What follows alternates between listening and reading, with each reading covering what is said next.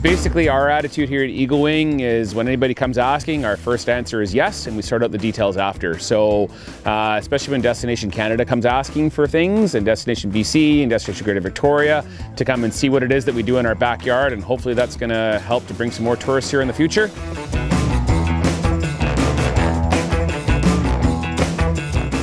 So, we're calling the GoMedia Roadshow, and it's just a test to see how we can continue to safely host guests, but have stories come out to a lot more Canadians and reach the public. We want to restore people's confidence in how they can travel. And, you know, there's a lot of unknowns that people feel in terms of, well, how do I do this safely? And the businesses that we're going to have all figured it out.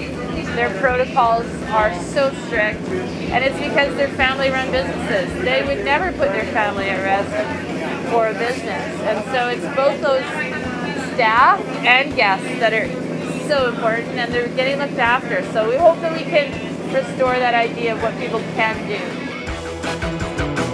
My respect for the small business owners in this country has never been higher. I have always appreciated what they do, but when I see how they continue to give back to their staff and their communities in the face of COVID, it really has humbled me and deepened my respect for what they do.